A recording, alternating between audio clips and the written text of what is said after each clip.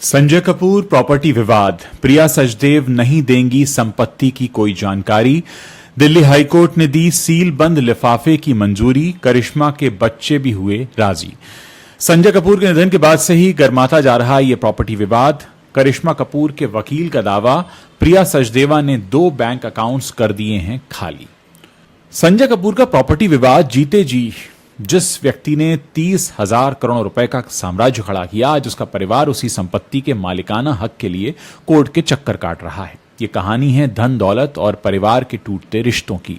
एक तरफ है बॉलीवुड की स्टार करिश्मा कपूर, जिनके बच्चों ने अपने पिता की 30,000 करोड़ रुपए की संपत्ति के लिए कोर्ट की चौखट पर दस्तक दी है। दूसरी तरफ संजय कपूर की तीसरी पत्नी प्रिया सचदेवा हैं, जो गोपनीयता की ढाल लेकर दिल्ली हाईकोर्ट में खड़ी हैं। और बीच में एक ऐसा ट्विस्ट जिसने सबको हैरान कर दिया है। कोर्ट ने बीते शुक्रवार को संजय की संपत्ति की पूरी लिस्ट को सील बंद लिफाफे में रखने की मंजूरी दे दी। यह सिर्फ एक कानूनी लड़ाई नहीं, बल्कि एक परिवार का ऐसा ड्रामा है जहां प्यार, विश्वास और पैसे की लड़ाई ने सबको हिलाकर रख दिया है। आज के इस वीडियो में आपको विस्तार से इस केस के अपडेट के बारे में भी बताएंगे। साथ ही आपको बताएंगे कि अब तक क्या क्या विवाद हो चुके हैं, कौन कौन से ट्विस्ट आए हैं। आप इस वीडियो के अंत तक हमारे साथ बने रहिएगा। दोस्तों, ये कहानी शुरू होती है 12 जून 2025 से, जब अचानक बिजनेसमैन संजय कपूर मात्र 53 साल की उम्र में ब्रिटेन के एक पोलो मैच के दौरान हार्ट अटैक का शिकार हो गए। संजय कोई आम इंसान नहीं थे। उनका बिजनेस, साम्राज्य, रियल एस्टेट, इन्वेस्टमेंट्स और कई कंपनियों तक फैला हुआ था। उनकी मौत अचानक हुई। इससे न सिर्फ उनके परिवार को बल्कि बॉलीवुड और बिजनेस वर्ल्ड को भी काफी झटका लगा। संजय की जिंदगी में कई रंग थे, खासकर उनकी शादियां। उनकी दूसरी पत्नी थी बॉलीवुड एक्ट्रेस करिश्मा कपूर, जिनसे उनके 2 बच्चे हैं, बेटी समायरा और बेटा कियान। ये शादी टूट गई और फिर संजय ने तीसरी शादी की। उनकी तीसरी पत्नी प्रिया सचदेवा के साथ उनका रिश्ता सबसे लंबा रहा, लेकिन संजय की मौत के बाद उनकी 30,000 करोड़ रुपए की संपत्ति, जिसमें दिल्ली एनसीआर की लग्जरी प्रॉपर्टीज भी हैं, कुछ बैंक अकाउंट्स हैं, कंपनी शेयर्स हैं, विदेशी एसेट्स हैं, जिस पर हर किसी की नजर टिकी हुई है। संजय की मौत के बाद से ही यह विवाद अब गर्माता जा रहा है। करिश्मा कपूर के बच्चे समायरा और कियान, इन दोनों ने दिल्ली हाईकोर्ट का रुख किया। उनका दावा है कि वो अपने पिता की संपत्ति में कानूनी वारिस हैं और उन्हें उनका हक मिलना चाहिए। दूसरी तरफ प्रिया सचदेवा ने वसीयत पेश की, जिसमें वो खुद को मुख्य लाभार्थी बता रही हैं। लेकिन असली ड्रामा तब शुरू हुआ जब बच्चों के वकील और सीनियर एडवोकेट महेश जेठमलानी ने कोर्ट में कुछ सनसनीखेज आरोप लगाए। उन्होंने कहा 2 बैंक अकाउंट्स जो वसीयत का हिस्सा थे, 22 से 26 अगस्त 2025 के बीच खाली कर दिए गए। ये उस व्यक्ति का काम है जो अब गोपनीयता की मांग कर रहा है। जेठमलानी ने यह भी दावा किया कि वसीयत का सबसे अहम हिस्सा संजय की कंपनी का 6% शेयर है, जिसकी कीमत अरबों में है। ये प्रिया ने, या उनकी तीसरी पत्नी, उन्होंने हड़प लिया है। यह सुनते ही कोर्ट रूम में सन्नाटा छा गया। बच्चों का पक्ष साफ है। वो चाहते हैं कि संपत्ति की पूरी डिटेल पब्लिक में आए ताकि कोई उससे छेड़छाड़ न कर सके। 26 सितंबर को दिल्ली हाईकोर्ट में इस केस की सुनवाई हुई और जस्टिस ने एक बैलेंस्ड फैसला सुना दिया। प्रिया के वकील ने कोर्ट से अपील की कि संजय की संपत्ति की लिस्ट, जिसमें प्रॉपर्टीज, बैंक बैलेंस, शेयर्स और विदेशी एसेट्स की डिटेल्स है, इन सबको सीक्रेट रखा जाए। उन्होंने कहा यह एक फैमिली मैटर है और मीडिया की नजरें इस पर टिकी हुई हैं। लीक होने से परिवार की प्राइवेसी को नुकसान होगा। कोर्ट ने उनकी अपील मानते हुए एक बड़ा फैसला सुना दिया।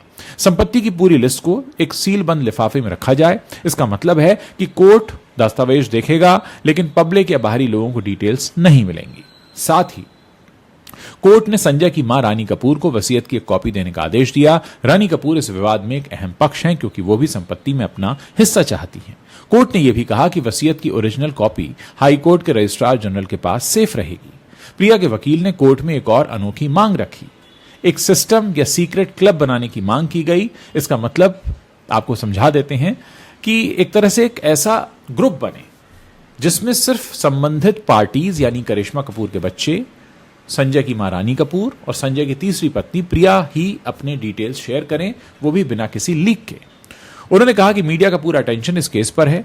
यह सिर्फ प्रॉपर्टी बंटवारे का मामला नहीं है और इसे प्राइवेट रखना जरूरी है। इसके लिए प्रिया ने एक नॉन डिस्क्लोजर एग्रीमेंट साइन करवाने की अपील की, जिसमें सभी पक्षों को शामिल किया जाए। एनडीए यानी नॉन डिस्क्लोजिंग एग्रीमेंट एक लीगल डॉक्यूमेंट है जो यह सुनिश्चित करता है कि कोई भी इंफॉर्मेशन बाहर नहीं जाएगी।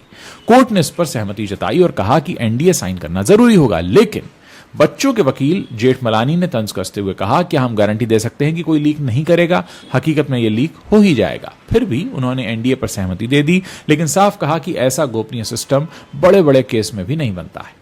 संजय कपूर की संपत्ति इतनी विशाल है कि इसे समझना ही मुश्किल है। इसमें दिल्ली एनसीआर की लग्जरी प्रॉपर्टीज, विदेशी इन्वेस्टमेंट्स, बैंक अकाउंट्स और कंपनी शेयर्स शामिल हैं। संजय की कंपनियां रियल एस्टेट सेक्टर में लीडिंग हैं और उनका 6% शेयर ही अरबों रुपए का होता है। बच्चों का आरोप है कि प्रिया ने मौत के बाद जल्दबाजी में कुछ ट्रांजैक्शंस किए और 2 बैंक अकाउंट्स खाली कर दिए। जेठमलानी ने कोर्ट में कहा, यह संयोग नहीं हो सकता, यह जानबूझकर किया गया है। प्रिया के वकील ने इसका खंडन किया, कहा कि सब कुछ वसीयत के मुताबिक और लीगल है। कोर्ट ने दोनों पक्षों को सुनते हुए कहा, हम फैक्ट्स चेक करेंगे, लेकिन गोपनीयता रखना जरूरी है। यह केस सिर्फ पैसे की लड़ाई नहीं है, बल्कि परिवार के टूटते रिश्तों की कहानी भी है। समायरा और कियान जो अभी यंग हैं और अपने पिता की विरासत के लिए कोर्ट में लड़ रहे हैं। करिश्मा कपूर हालांकि डायरेक्टली पार्टी तो नहीं है, लेकिन अपने बच्चों के लिए इमोशनली इन्वॉल्व हैं। प्रिया का कहना है कि संजय ने वसीयत में सब तय कर दिया था और अब बंटवारा शांति से होना चाहिए, लेकिन बच्चों के आरोपों ने माहौल को गर्म कर दिया है। लीगल एक्सपर्ट्स के मुताबिक हिंदू सक्सेशन एक्ट के तहत बच्चों को नेचुरल हेयर्स का राइट है, लेकिन अगर वसीयत वैलिड है तो वो प्रायोरिटी लेगी। अगर बच्चों को प्रूफ मिला कि वसीयत में छेड़छाड़ हुई है तो वो इसे चैलेंज कर सकते हैं। कोर्ट के लिए बैलेंस करना आसान नहीं होगा। अगर इस केस में अब तक की टाइमलाइन पर हम नजर डालें तो संजय कपूर की मौत के बाद से ही ये विवाद शुरू हो गया था।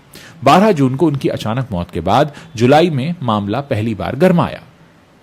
13 जुलाई को प्रिया सचदेवा को फैमिली कंपनी AIPL का मैनेजिंग डायरेक्टर बना दिया गया, जिस पर संजय की मां रानी कपूर ने अपनी आपत्ति जताई। 25 जुलाई को हुई कंपनी की एनुअल जनरल मीटिंग में रानी ने दावा किया कि उन्हें दस्तावेज साइन कराने के लिए दबाव डाला गया और प्रिया को बोर्ड में शामिल करने का फैसला गलत था। रानी ने कहा कि वो सोना ग्रुप में मेजॉरिटी स्टेक होल्डर हैं और उन्हें बाहर नहीं किया जा सकता।